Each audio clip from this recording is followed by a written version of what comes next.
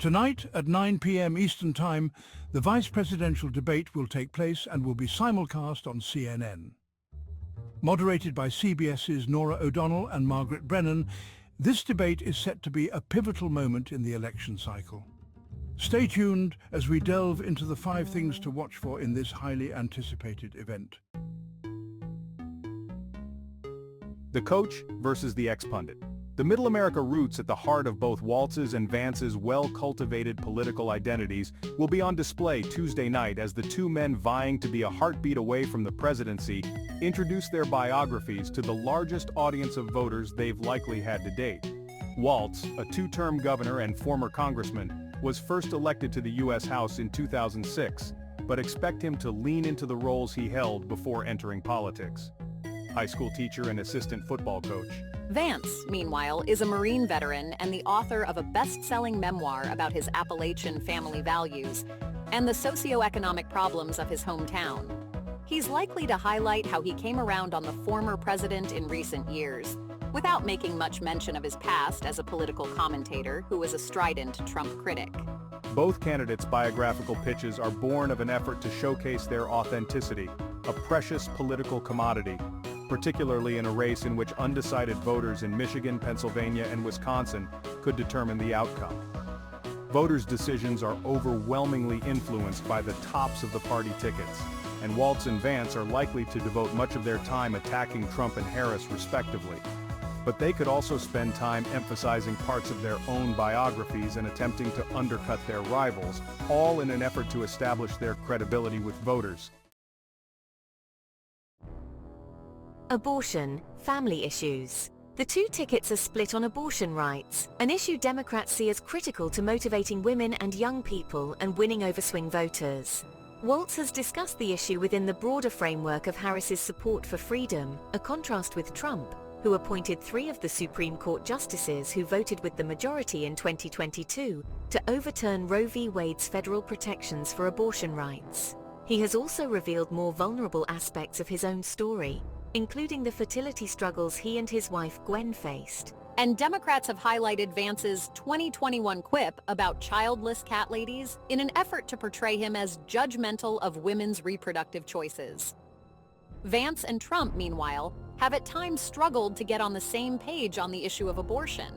But Vance has supported policies he says would incentivize childbirth. He has also sought to portray Waltz as extreme on the issue of abortion. He said last week at a campaign event in Charlotte, North Carolina, that Waltz, as Minnesota governor, backed a measure that would allow abortion right up to the moment of birth, even to the point at which doctors wouldn't be required to provide life-saving care to a baby who survived a botched abortion. That is just sick, he said. Waltz signed the measure into law in early 2023. Advocates at the time said it was intended to keep decisions about reproductive care in the hands of women and their doctors, rather than politicians and judges. Which Waltz do we see? Waltz emerged from relative national obscurity to become Harris's running mate in August, after one of the quickest selection processes in a generation, in no small part because of his sweet and spicy commentary on cable news. His matter-of-fact insistence that Trump, Vance and their allies were weird, captivated Democrats, desperate for an accessible hit on MAGA Republicans, and vaulted him to within a step of the vice presidency.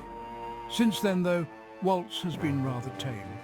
The cable news appearances trailed off. He did not say much during his joint CNN interview with Harris, and his speeches haven't made many headlines.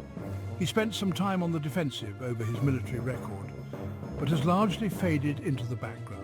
On Tuesday night, that will change. What's less clear is to what effect.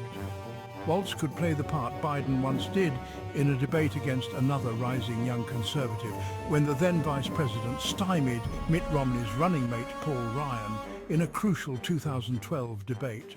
Or is there another reason Waltz has been kept somewhat under wraps over the past 6 or so weeks?